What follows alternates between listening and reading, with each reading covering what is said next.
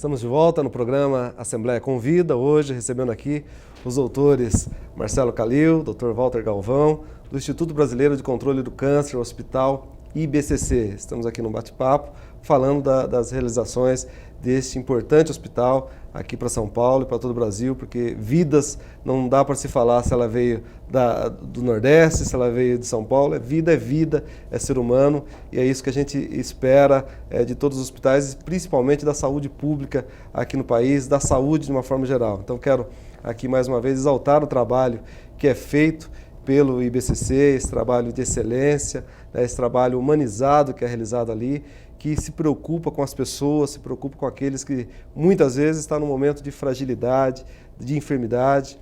E ao falar deste hospital, eu queria inicialmente, novamente retomando a conversa aqui, falar da grandiosidade. O IBCC, ao longo desses anos, tem crescido, são mais de 25 mil metros de área construídas, né? Nós temos 180 leitos ali no hospital. Eu gostaria que o senhor falasse um pouco a respeito dessa estrutura física que é oferecida para os pacientes ali, doutor Calil. É muito interessante que o IBCC ele faz hoje por volta de 10 mil consultas ambulatoriais por mês. Então é um número de consultas considerável.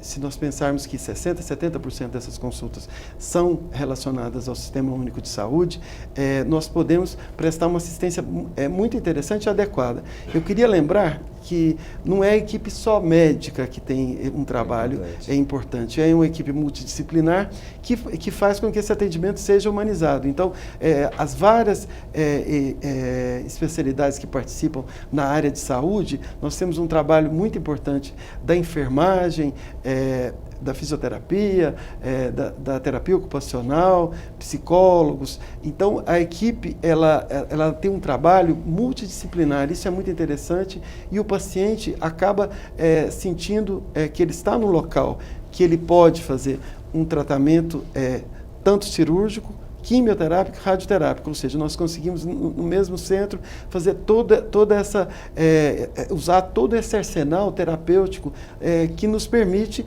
lutar e muitas vezes vencer o câncer. O paciente ali, ele acaba sendo identificado pelos profissionais e ele identifica aqueles profissionais. Então ele sabe por onde ele está passando e ele vai ou não retornar.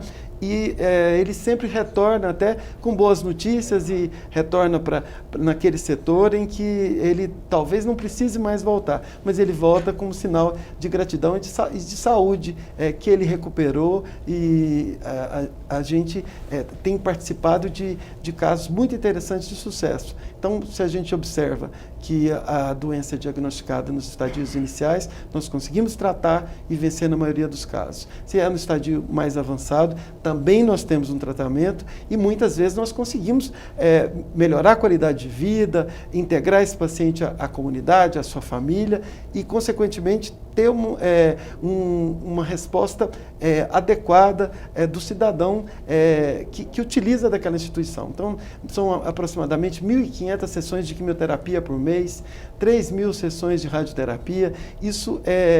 Esses números são consideráveis e nós temos um número muito grande de pessoas que são beneficiadas diretamente ou indiretamente pelos serviços do Instituto Brasileiro de Controle do Câncer. É extremamente significativo, são 120 mil consultas por ano, né? É muita gente, 60% dessas do SUS, ou seja, as pessoas não pagam nada.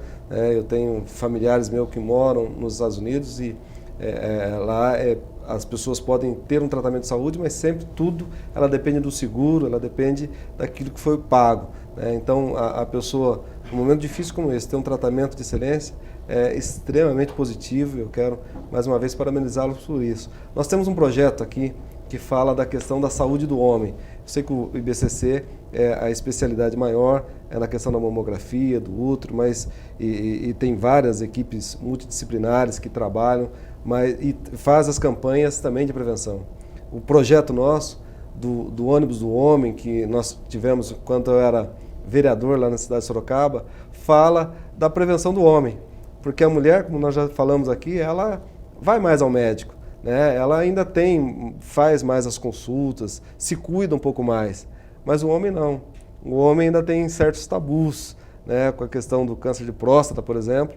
O homem, tem muitos homens que nunca fizeram uma consulta, já passaram e nunca sequer fizeram um exame de PSA, né, um exame do toque, mesmo já estando em estado ou numa idade que já propicia fazer esse tipo de exame. Então, o nosso ônibus, o homem, vai até as comunidades no objetivo de fazer esse incentivo. Queria que o Dr. Walter pudesse falar um pouco a respeito dessa questão aí de prevenção, o que ele acha dessa ideia inovadora, que inclusive é com verbas do governo federal, né, a parceria do governo federal para que isso possa acontecer.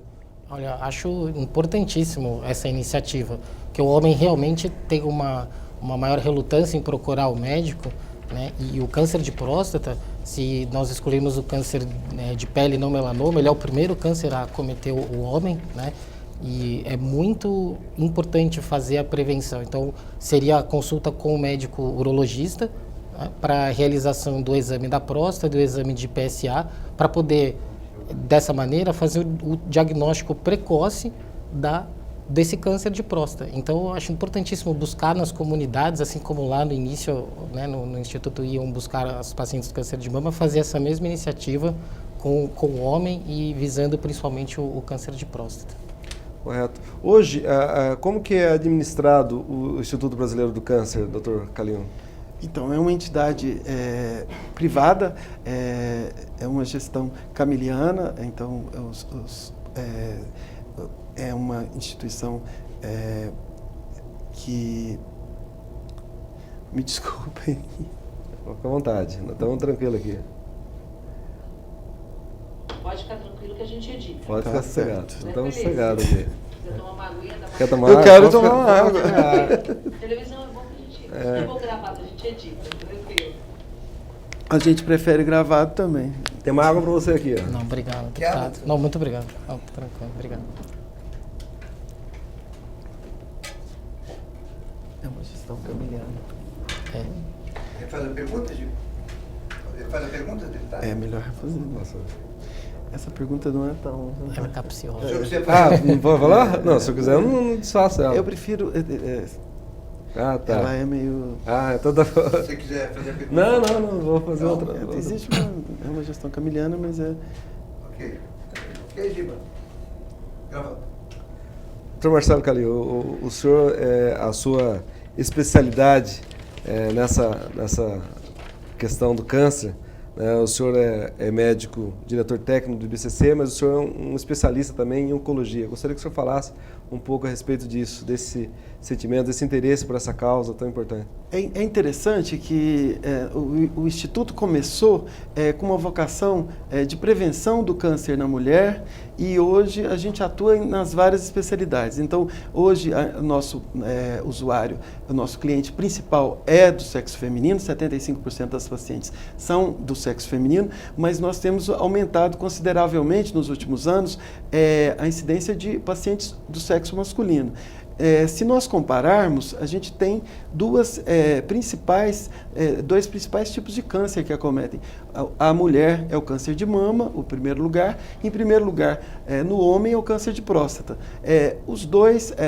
Essas duas neoplasias, elas têm como você detectar precocemente, devem ser estimuladas as campanhas, nós temos campanhas importantes relacionadas a esses dois tipos de câncer, que são importantes causas de mortalidade, tanto no homem quanto na mulher. Então, a principal causa de câncer na mulher é o câncer de mama e o principal no homem é o câncer de próstata. Então, nós temos campanhas de incentivo, estimular aquelas pessoas na determinada idade a que façam os exames preventivos para que detecte-se precocemente as doenças e a gente consiga com maior facilidade a cura. Então, qualquer movimento relacionado ao esclarecimento da população, a busca... Nós até falamos uma coisa interessante, os As. Então, afastar hábitos danosos, como o fumo e o álcool. Adquirir hábitos saudáveis, como a dieta rica em vegetais, pobre em gordura animal. Adquirir outros hábitos, por exemplo, atividade física, outro A. Não podemos esquecer também dentro do A, alimentação saudável, atividade física e o acompanhamento médico também, tudo com A. Então, essas são as... Quem uma quiser regrinha, tirar nota A, se a pessoa quiser tirar um Azinho... A gente tem que afastar os hábitos que são danosos e adquirir outros hábitos saudáveis. Isso vai ser interessante, que a gente vai... juntamente com o outro A, que é o acompanhamento médico, a gente vai conseguir diminuir a incidência de câncer e, caso a gente tenha o câncer, a detecção precoce, essa detecção precoce com diagnóstico adequado, a gente vai conseguir um tratamento menos oneroso para o paciente, com menos dano para a vida do paciente, seja ele do sexo masculino ou do sexo feminino. Correto. Nós temos lá 180 leitos, é isso? Sim. Tem leitos de UTI, como que é? Porque há procedimentos cirúrgicos também, de radioterapia, de quimioterapia. Quantos leitos nós temos, Dr. Walter? A UTI, no IBCC, nós temos 10 leitos de UTI para atender aos pacientes.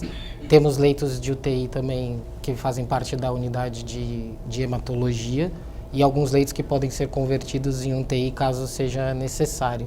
Então, tem bastante assistência nessa fase, quando os pacientes precisam da UTI, tanto no pós-operatório, os doentes cirúrgicos, que muitas vezes necessitam ir para a unidade de cuidados intensivos, quanto os pacientes que estão ao longo do tratamento clínico, na oncologia clínica, e têm as intercorrências decorrentes da doença, e também precisam de um suporte mais intensivo.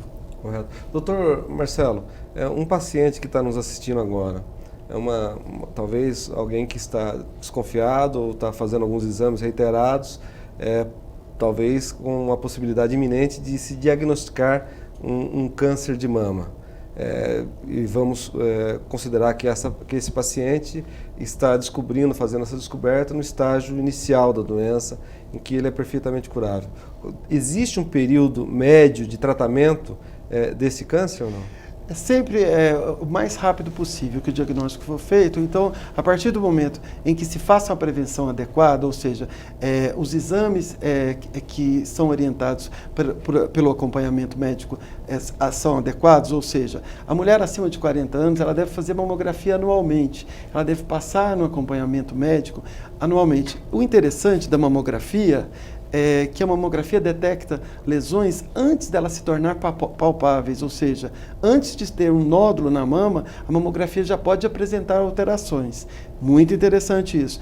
Caso o médico detecte uma alteração, ele detecta geralmente uma doença com 1 centímetro.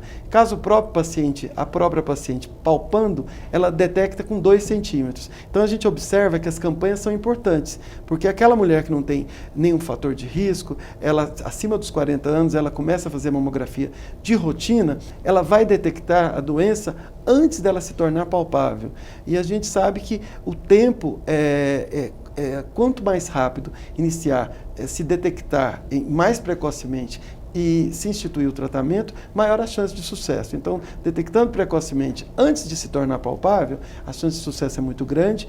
Caso se detecte palpável, também ainda temos uma chance de sucesso grande. O nosso arsenal terapêutico é muito mais extenso hoje. A gente tem uma gama muito grande de opções de tratamento, de possibilidades de associações de tratamento.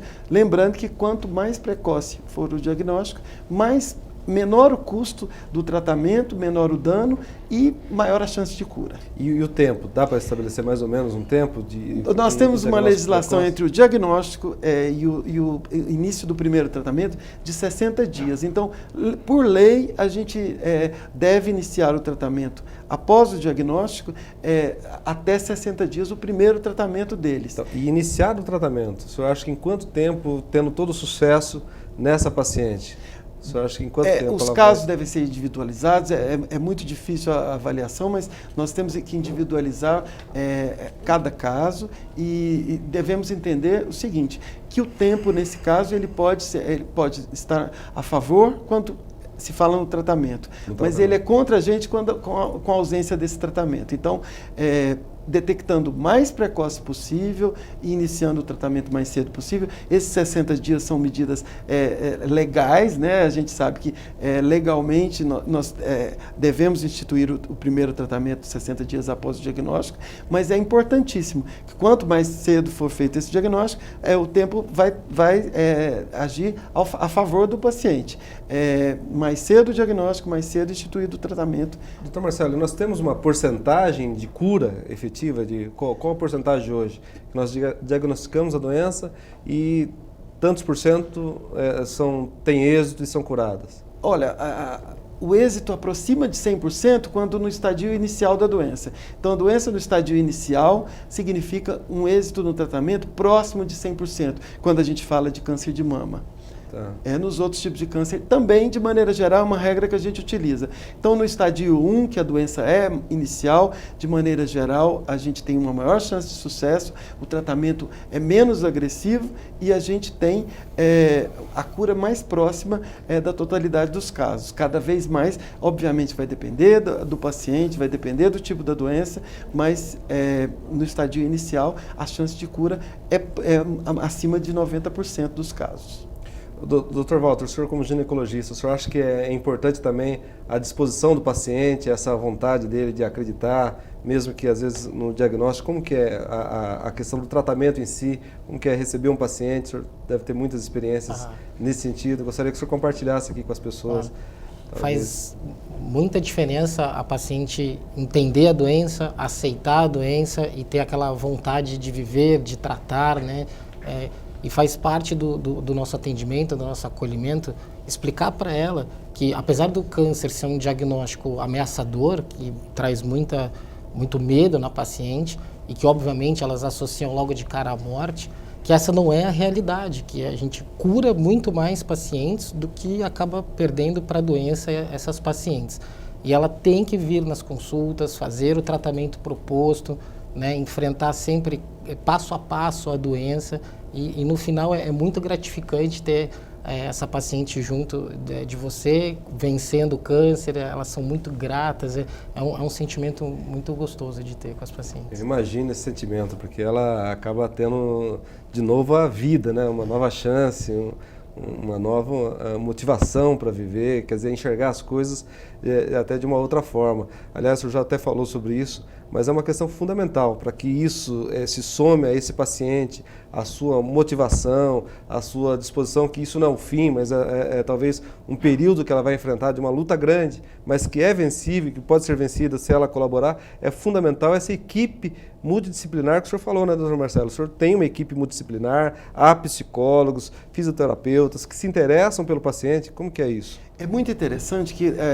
diretamente relacionado à aderência do paciente ao tratamento, nós temos o esclarecimento desse paciente. Então, quanto mais informação esse paciente tiver relacionada à doença, relacionada ao câncer, souber as possibilidades que ele tem de cura, as chances de ter uma melhor qualidade de vida, livre da doença, que é o que a gente espera. Então, no Instituto, nós temos algumas iniciativas que são muito interessantes. Grupo pré-cirurgia. Então, antes da cirurgia, nós temos um grupo multidisciplinar que troca experiências relacionadas a possibilidades e riscos da cirurgia e aos ganhos que esse paciente